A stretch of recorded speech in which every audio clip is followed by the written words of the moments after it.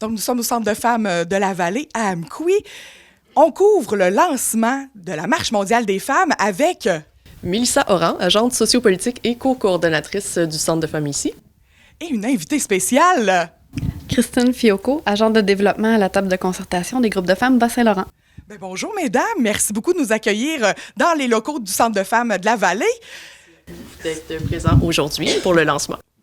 Ce matin, on avait un atelier de discussion sur la thématique de la Marche mondiale des femmes. Vous avez parlé de... En fait, on va commencer par le début. La Marche mondiale des femmes, qu'est-ce que c'est exactement? La Marche mondiale des femmes, c'est un mouvement international et internationaliste féministe.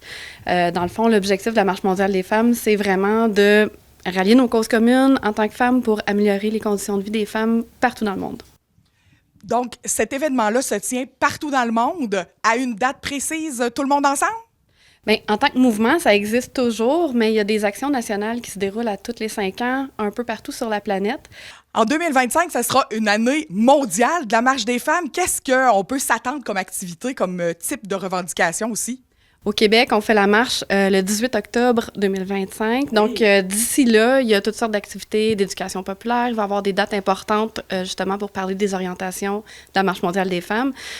Puis, partout dans le monde, il va y avoir des actions qui vont se dérouler, des grandes marches de femmes partout sur la planète. Donc, j'imagine qu'il y aura une activité spéciale dans le Bas-Saint-Laurent ou dans la Matapédia, les filles? Dans la Matapédia, auprès du Centre de femmes, on va faire beaucoup d'activités d'éducation populaire surtout. On va avoir des objets promotionnels à vendre aussi, mais il va y avoir un contingent qui va partir en autobus pour le grand rassemblement qui va avoir lieu à Québec le 18 octobre. Parfait. Donc, on a lancé cette Marche mondiale des femmes le 8 mars, qui est la Journée des droits internationaux de la femme. Nous, ici, on est un petit peu en retard parce que, j'imagine, à cause des tempêtes qu'il y a eu. Oui, mais en même temps, ça a aussi bien tombé parce que Christine couvre le Bas-Saint-Laurent au complet.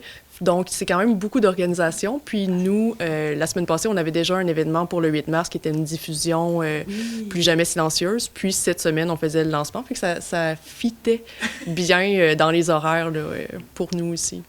Donc, quelles sont les revendications pour la Marche mondiale des femmes 2025? Il y a la fin de la violence faite aux filles et aux femmes, la fin de la pauvreté vécue par les filles et les femmes aussi, puis la justice climatique, l'économie féministe. Donc, c'est très, très, très d'actualité. On le sent dans le paysage matapédien, bas-laurentien, québécois et mondial. Est-ce que ce matin, vous avez fait un atelier avec des femmes qui étaient ici au Centre de femmes de la Vallée? Est-ce que vous avez discuté de ces enjeux-là? Qu'est-ce qui est ressorti des ateliers de discussion de ce matin? Et oui, exactement. Ce matin, il y avait un café-rencontre avec Christine où est-ce qu'il y avait une quinzaine là, de femmes de la Matapédia qui étaient présentes avec nous. Fait que c'était super convivial. On buvait du café, on parlait des enjeux. Ce qui était génial, c'est qu'on a des femmes qui ont déjà participé à des marches mondiales des femmes. Il y a des femmes que non, mais qui ont un intérêt super grand à se rassembler avec nous le 18 octobre. On a parlé des enjeux. On a beaucoup parlé aussi des produits locaux, des valeurs de la Marche mondiale des femmes, de l'environnement, de l'économie, de violence, des grandes revendications, dans le fond. Puis... Oui, donc, est-ce qu'il va y avoir d'autres événements avant, on t'en a glissé un mot, hein, d'autres toast et café que vous faites souvent ici pour parler des enjeux, probablement d'ici le 18 octobre, on risque de se reparler pour parler de ces enjeux-là. Est-ce qu'il y a quelque chose à annoncer, là, une activité qui s'en vient prochainement à propos de la Marche mondiale?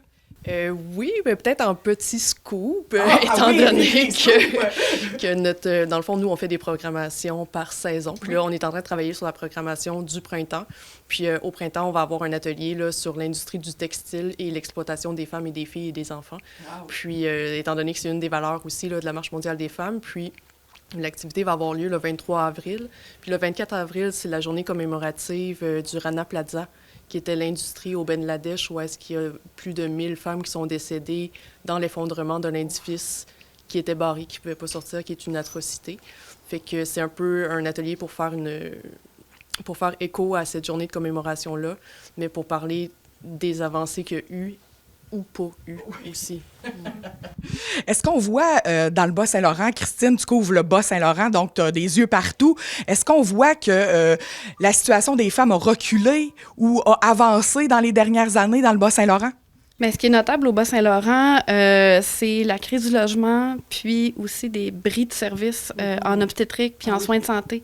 Il y a certaines populations, je pense au Témiscouata, je pense c'est près d'ici aussi, là, à Amqui, c'est un enjeu, là. Fait que ça, spécifiquement, ça touche les femmes. Ça fait en sorte, tu sais, ça peut faire en sorte que des femmes peuvent vivre de la violence ou vivre de l'itinérance cachée à cause qu'ils n'ont pas accès à un logement. À cause du prix des logements aussi, ça peut faire en sorte qu'ils vont devoir choisir entre aller à l'épicerie ou payer leur logement, ce qui est évidemment inacceptable. Fait que vraiment, il y a des enjeux bas-laurentiens qui sont très importants, puis qui rejoignent les revendications de la Marche mondiale des femmes par rapport à la pauvreté puis la violence, là, absolument. Mélissa, tu voulais ajouter aussi des enjeux qui se passent dans le Bas-Saint-Laurent? Oui, bien c'est ça, on le sait, comme dans la Matapédia, on n'a pas de clinique de planning, donc une femme veut vivre une interruption de grossesse, elle doit se déplacer à la clinique de planning de Rimouski. Ouais. On sait que c'est un enjeu, on sait que le droit, présentement, avec tout ce qui se passe aux États-Unis, c'est fragilisé, et on remarque aussi une tendance de la montée de la droite de notre côté. Il y a plein de cliniques et d'organismes pro-choix, oui, qui sont définancés, qui ferment au Québec. Puis ce qu'on entend aussi, ce qu'on a su, c'est qu'il y a des organismes pro-vie qui, eux, voient leur augmentation du financement augmenter. Oui. Puis ça nous sonne vraiment là, des gros cris d'alarme, puis des gros drapeaux rouges qui lèvent. Puis on va organiser là, au courant du printemps une soirée cinéma-causerie avec le documentaire qui sort en mars, qui s'appelle « Libre de choisir » pour sensibiliser aussi la population là, le plus possible à cet enjeu-là, qui est un droit... Qui est un droit qui devrait être acquis, mais qui malheureusement ne l'est pas.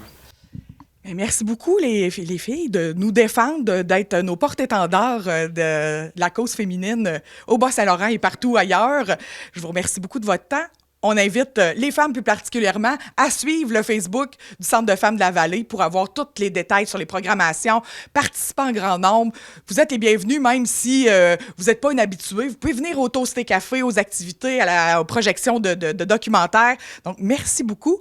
Bonne Marche mondiale des femmes en octobre. On aura le plaisir de se reparler, évidemment, avant ça. Oui, merci, Émilie, d'avoir été présente. Merci.